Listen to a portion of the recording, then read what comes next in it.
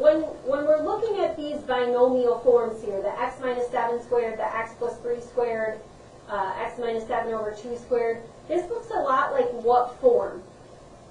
These are two forms, right? What form is x squared plus 6x plus 9 of a quadratic? What form is that? Yeah, I hear some people saying it's standard form. This would be what form? Vertex form. Okay, so this road is eventually going to lead to us rewriting equations in vertex form. Okay, we will go down that road tomorrow. Before we do that, we are going to learn how to complete the square using what we just did. Okay, so I'm going to be referencing example 2 when we do the completing of the square. Okay, so solving by completing the square. This is another way to solve quadratic equations. So again, you should have two answers. But in order to solve by completing the square, one important thing has to happen. You cannot solve by completing the square unless the coefficient of x squared, that has to be 1. So the coefficient of x squared must be 1. Which really, the coefficient of x squared is that leading coefficient. What variable do we assign to that place? Yes, great. So the a value has to be 1. Good work. Okay, we talked about that last week. Now, if it's not 1, remember, we're going to be dealing with equations, and we can use our algebra rules to manipulate equations. So if it's not, all we have to do is divide. If not, then divide both sides of the equation by the a value. Because in algebra, if you do something to one side and the other side, it balances the equation. So we can do that. All right, so example 3. Notice as I solve each equation by completing the square. You have to solve it like that. There are multiple ways to solve a quadratic equation. This is the one we're doing today. All right, so the first thing I'm going to do, I'm going to write this over here so we have some room to work. And then I gave you a little guide over here. So when you're doing your homework, you can always look back at that. So this is what I'm given, okay? This is the equation that I'm given. You could be given a variety of different equations, different starting points. So it's important to know that your first thing that you have to do is to get all your variables on one side. So get all of your variable terms on one side.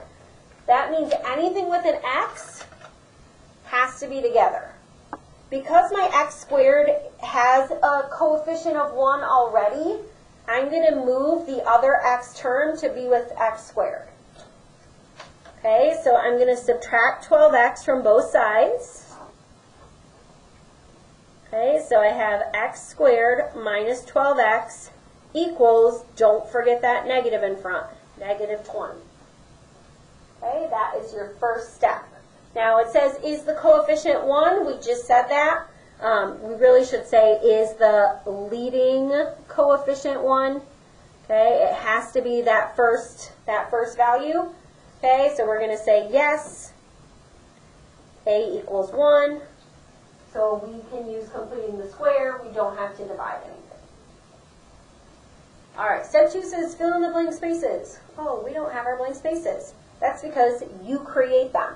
Okay, so when we create our blank spaces, we complete a blank space on each side. So x squared minus 12x plus, and I just leave mine like this. If you want to make it into a box, that is fine. Do whatever makes your heart happy in terms of your blanks.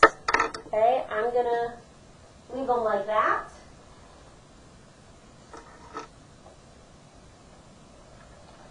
Okay, now to fill in the blank space, let's just refresh our memories of example 2. This is the blank space for example 2. We filled that in using b over 2 squared. This is the exact same thing. Okay, we're going to fill it in using b over 2 squared. Okay, so we're filling in the spaces with b over 2 squared. In this expression, Bianca, what's my b value for this expression? Close. Yeah, and we are going to divide it by 2, yes. So make sure that you do take the negative with it. Okay, so your b value is going to be -2. Like Bianca said, we're going to divide that by 2. So half of that is, yes. So when I write this out, I actually write the -6 squared here. I'll tell you why in just a moment. Okay, so again, we get that by taking our b value. Our b value is -12 and cutting it in half. Okay, so -12 over 2 squared. That's how I filled in my blank. Now, if I do -6 squared, that's what? 36. So really what I'm doing to both sides is I am adding 36 to both sides. So you can decide how you want to write it. Some people like to write 36 and 36. You could write each one as -6 squared and then simplified. Okay, the reason why I like to do this is because I know that this step, x squared minus 12x, is going to lead to me factoring, okay?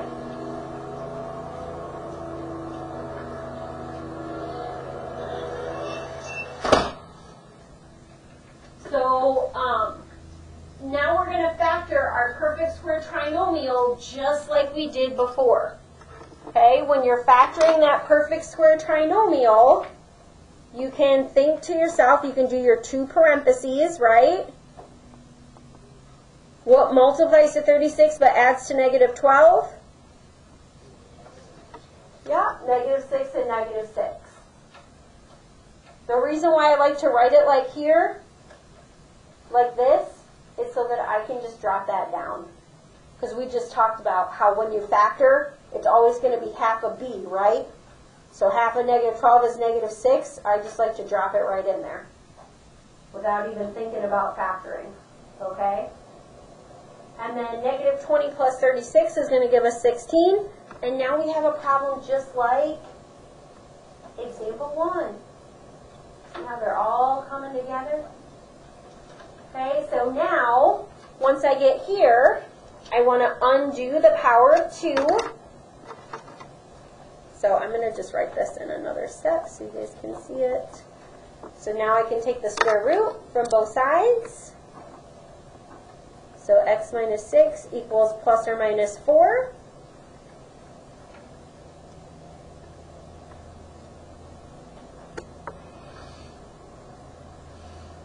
Okay, and then I'm going to add 6 to both sides.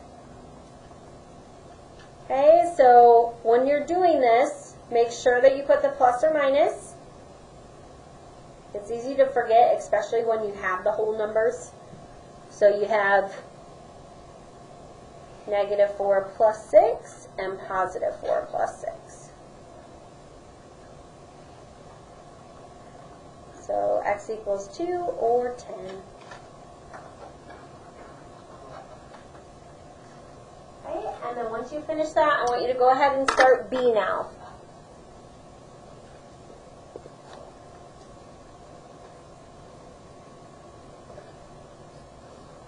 Okay, so you can look back at your stats.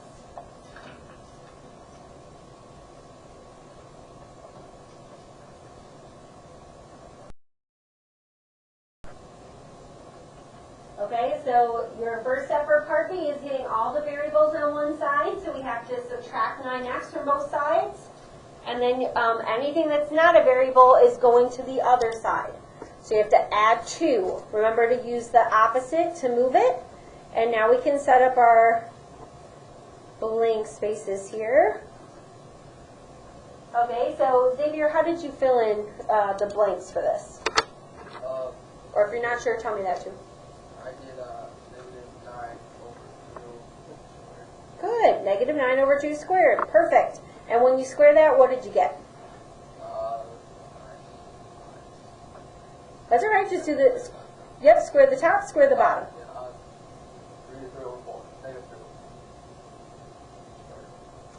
So what's negative 9 squared? No, I think you're taking the square root, yeah. Now you're multiplying by 2. 9 times 9. Yes, yep. So this is like negative 9 squared. So negative 9 times negative 9 is 81. And then on the bottom, we would have 4. Okay, so 2 squared. Good. All right, now we have to do some factoring on this side. So every time you factor this, it's a perfect square trinomial. That is the point of completing the square, is getting the perfect square trinomial so that we can use the square root. Okay, that's the whole thing. Okay, so we have x minus 9 over 2 squared. Now if I'm going to add a fraction, what do I need? To add a fraction, we have to have what? What do we have to have?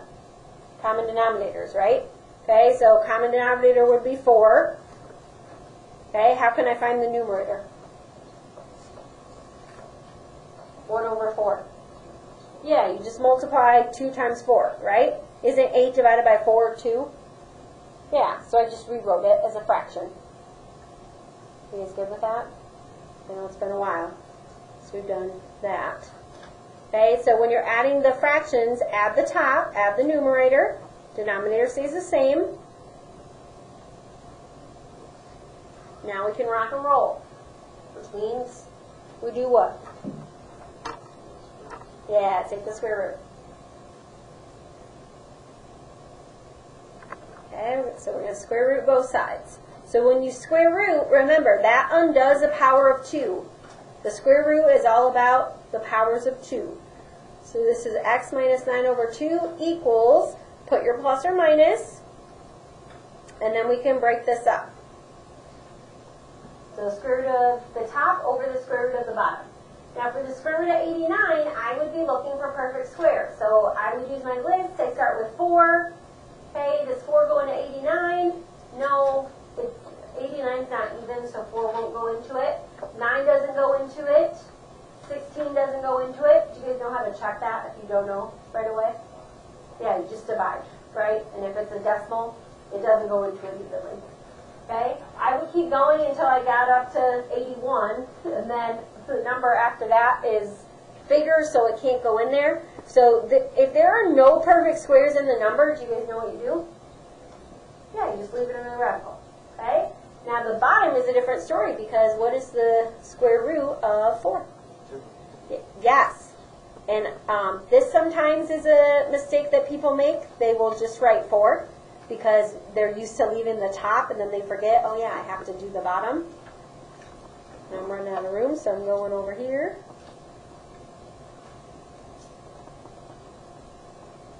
Okay, so then my last step to get x by itself is adding over 9 over 2.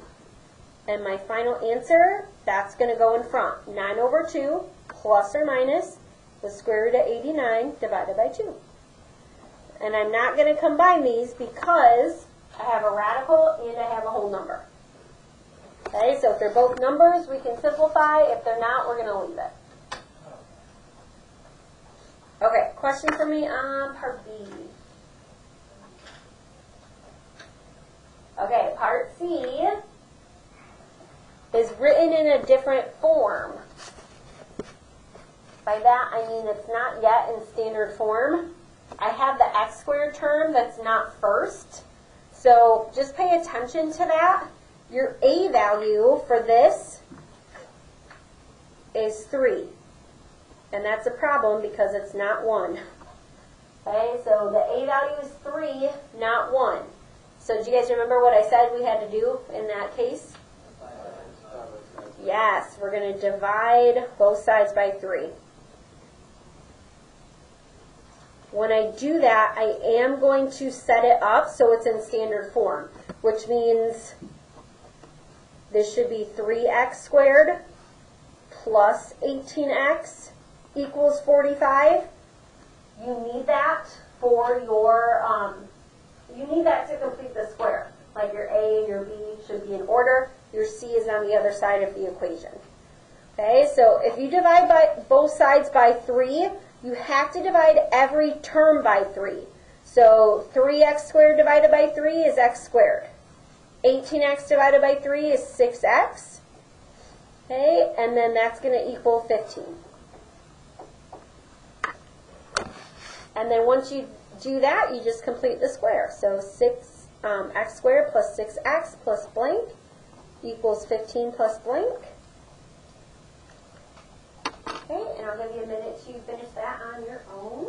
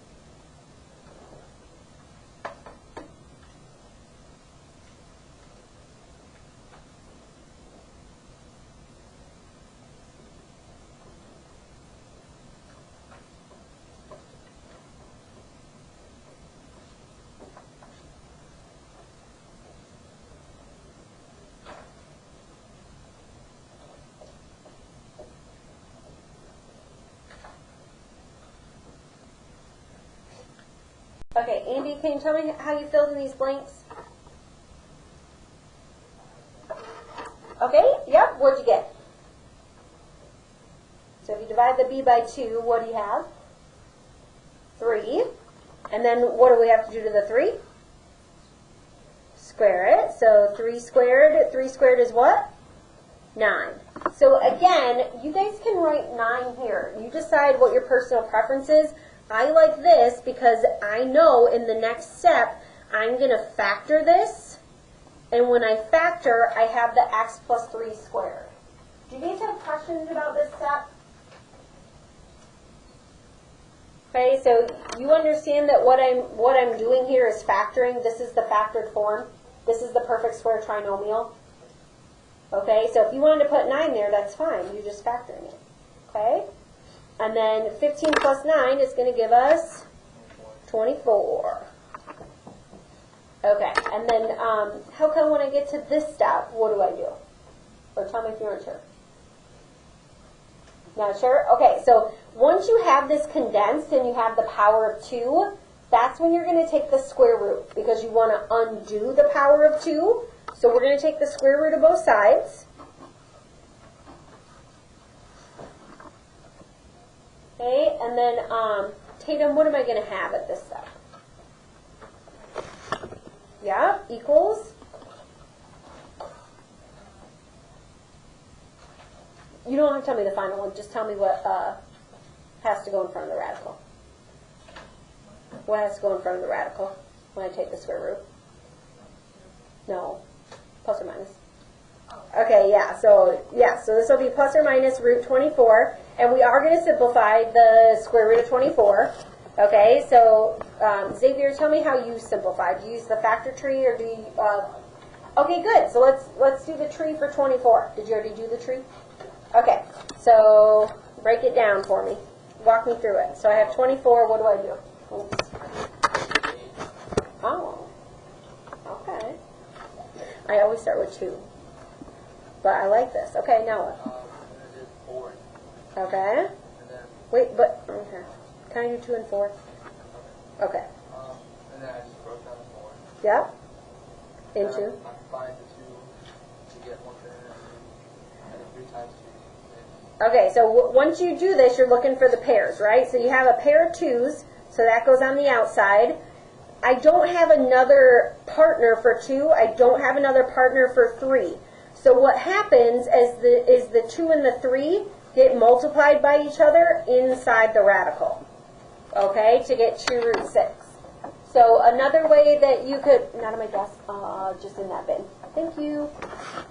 Okay, so then another way you could think of it is the perfect square, right? So for 24, I can rewrite it. Oh, Rachel, right to your right, to your right, to your right, to your right, other right. Yes, thank you. Okay, and then plus or minus root 4 times root 6. And the reason I always write the perfect square first is because that's what's going to simplify, right? All right, I'm getting too low there. Let's bring it up. Okay, so now I'm going to subtract 3 from both sides. So your final answer will be negative 3 plus or minus your 2 root 6. Okay? All right, so one thing I really want you guys to focus on for this is making sure that you are doing your homework. Okay, I'm going to put your homework up from the calendar.